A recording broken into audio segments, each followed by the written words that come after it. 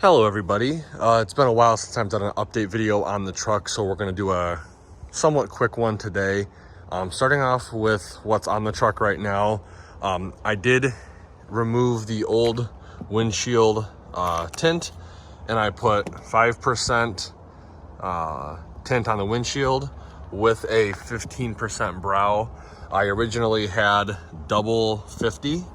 It's weird, when I went to the guy that does it, he said that double 50 doesn't necessarily equal 25. It's just slightly darker than that. And for me, it was still just a little bit too light. You could still see through it. I think right now the only thing you can really see in there is the silver portion of the radio, the center console. But when you're looking at it dead on and all the windows are closed, you can't see in there at all, which is pretty nice. When I have the sunroof open in the back power sliding window, you can just kind of barely make out that there's someone in here. This is what it looks like when you're in the truck. And tint over time will start to lighten up in color a little bit. So this is 5%, this is 5% and 15%. And then this is a 15% brow. Very, very nice during the day. At night, I'm gonna be honest, it's a little difficult.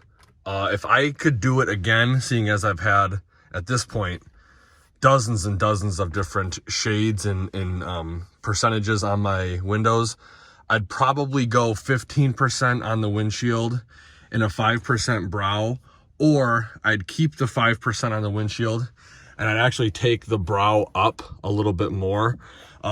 This does have LED headlights, as you can see. If you have halogens, I would not recommend going 5.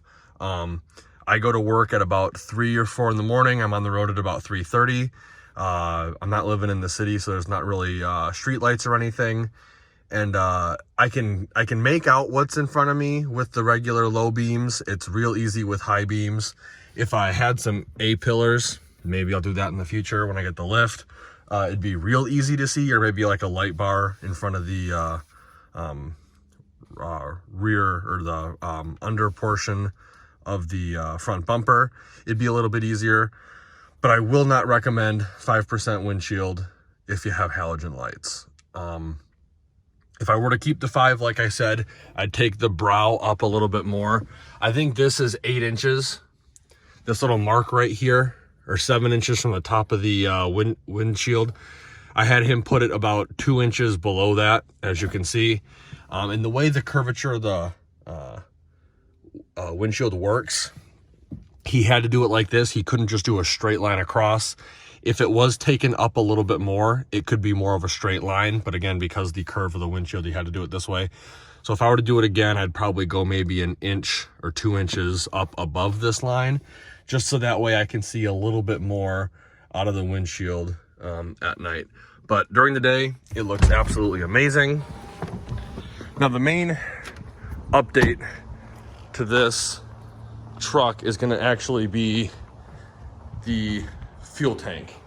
S&B has released a new updated fuel tank for the mega cab trucks.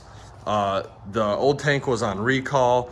What happened is the drive line on the mega cab trucks is actually a little bit bigger than on the crew cab long bed.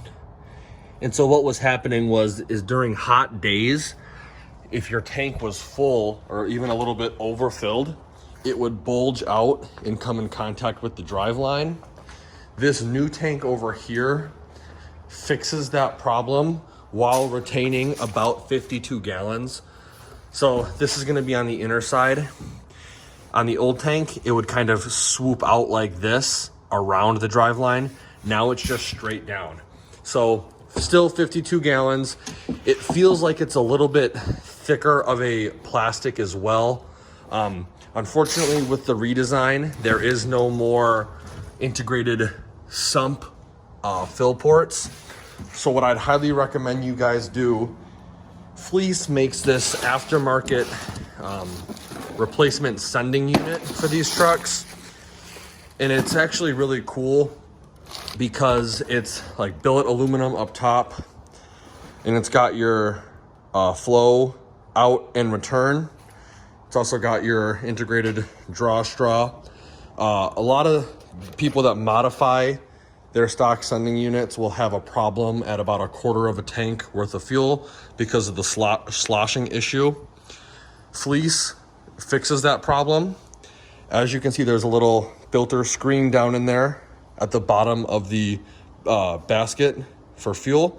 And then on the bottom here, you have two one-way valves. So fuel can go up, but it cannot come back out, which is pretty sweet. The sending unit actual float is in there as well. Really nice, strong, heavy-duty construction, and you will not have an issue with the quarter tank sloshing issue with aeration.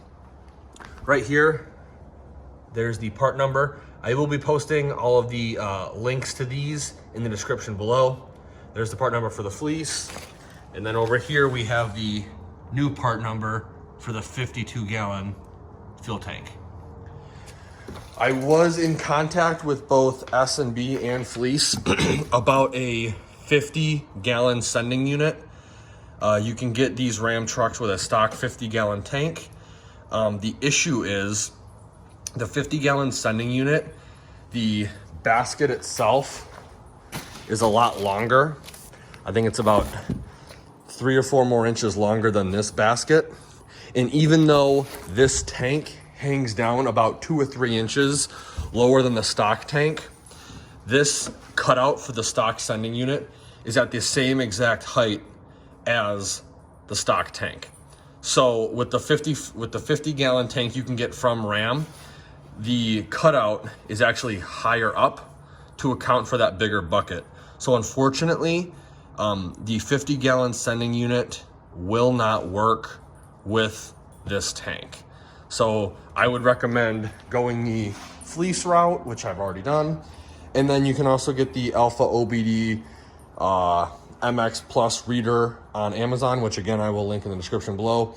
And then you can change your distance to empty on the dash.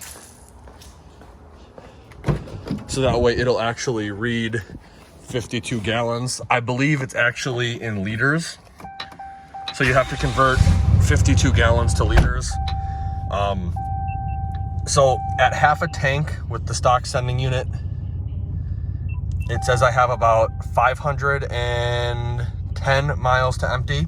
Now again, because this has the stock sending unit, after this needle hits full, I'll have to put in about anywhere from 11 to 12 more gallons of fuel for it to actually be full at 52 gallons.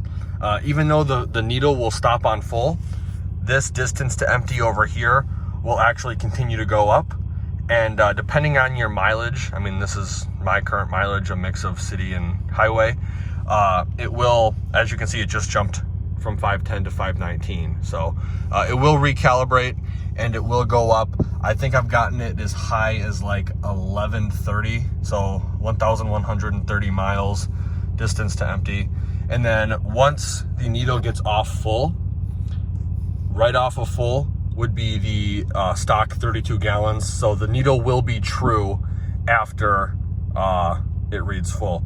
There is a little bit of variance. I know if you just do the basic math in your head, 32 plus 12 isn't quite 52 like the S&B tank, but they increased the tank size obviously, so it will be very, very close. The engineers at S&B have done a really good job, and they've done a really good job reaching out to me and getting me the replacement tank, stuff like that. But that's what's happened to the truck as of now. There's the dog. I am looking at getting a lift kit here and possibly some A-pillar lights or some lighting for the truck. That will be probably at the end of the year or maybe the beginning of next year. But as of right now, that is the update on the truck. If you enjoyed the video, please consider giving me a like and share. And if you'd like any of these products in the video mentioned, I will be putting them down in the description below.